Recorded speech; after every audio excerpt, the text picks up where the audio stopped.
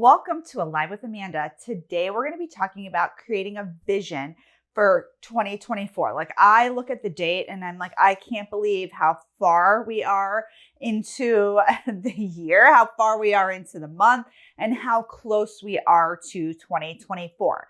So if you haven't set aside any time as of yet, which is okay, to plan for next year, I think it's really important that you take this time, maybe when you have breaks in between clients, or if you're taking off some vacation during the latter part of this month, which is pretty much, again, right here, right now, that you do some work, however you do work. We can talk about how you can do that to plan for next year.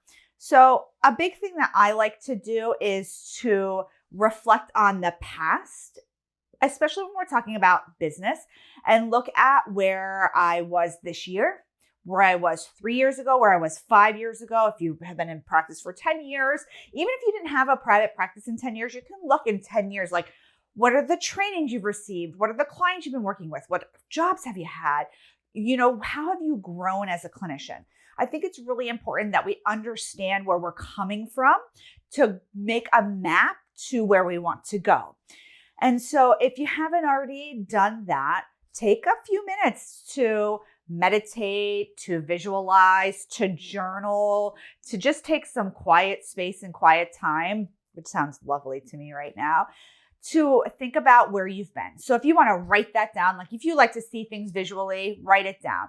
If you want to do an interpretive dance around where you've been, feel free. However you express and how you are able to have emotional experiences. Some people like to do that like in quiet time, right? And maybe you have a meditation practice around all of the things that you're working on, all your like mental health, or if you're working on anxiety, maybe you have a practice on meditation, and you can also do a meditation around where you've been. And so once you have an idea, a sense, then I want you to really think about, where do I want to go in 2024? What do I want this to look like? And you don't just have to focus professionally. You can do personally. You can do physical health, mental health, your business, your relationships. You can do this for all parts of your life, really. But if you're looking to do it professionally, I do want you to take some time to write things down. While it is okay to kind of look back and have that in our minds or in our hearts, I think it's really important that we write things down for our business. When we write things down, there's just something that happens that transforms it from this like ethereal thought that we have, or this feeling that we have, into maybe an actionable item. You don't need to like create this like 25, point checklist of all the things you need to do to achieve your goals in 2024. But I think writing down like, here's my intention for 2024. Here are my goals, or here's what I want. And again, you don't have to just write like, okay, I want 25 clients a week, or I just want this amount of money. Like, this is how I want to feel. This is how I want to connect. These are the things that I'd like to be doing. So really think about it full circle. Just like when we work with clients, I used to do this exercise where people call it different things. I called it pillars of life. And we looked at like different pillars of their lives, and they would grade them, and then some of the areas that were lower, we would create goals around that. And so you can also look at pillars of your business, right? Are you connecting with other professionals? Are you learning? Are you making the money you want to make? Are you doing other things in your business that satisfy you? Like maybe, like for me, I like to do financial things. And so am I, spending enough time doing that? You can look at all the different pillars of your business or of your life, and make goals around those. Maybe it would look something like attending 2 social networking events during the year so you can connect with colleagues, or maybe it's redoing your website because it's a little archaic and you need to, get more referrals. And so again, I think it's really important that you look at the past, you look at the future, and you come up with a plan. So let's talk about what are some really awesome plans that I think a lot of people are going to have in 2024. But first, let's thank our sponsor, TherapyNotes.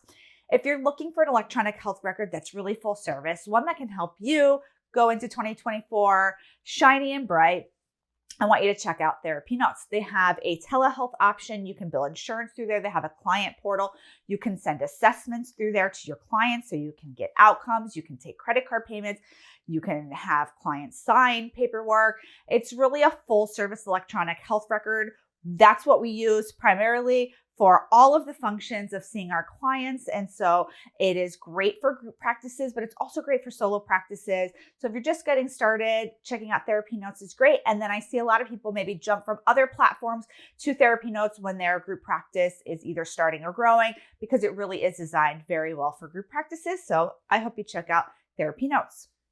So going back to what are some plans you can make for 2024?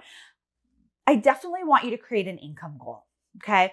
I think it's really important that you honor that you're a clinician, but you also really know that you're a business owner, and to act like a business owner and to really think about things like a business owner, and having that number that you work towards for the whole year is going to be really important. So income goals are going to be really important. I think training goals are going to be really important. I will say, when I first started out as a therapist many moons ago, I didn't necessarily realize how important training was going to be. And then it's funny because my husband, who is a psychologist, some of you may know that, is really into training. Like he is like, you have to continue to get trained and always trained. And yes, we have CEUs and these kinds of things. And I've just realized over the years the value and the importance of training. So, and learning, it could be trainings and learnings, really taking a look at where are you spending your dollars and your time to get trained in things that are really valuable to you and valuable to your clients. So do a little bit of research around what people are actually looking for from therapists, whether that is a technique or if there's a certain population.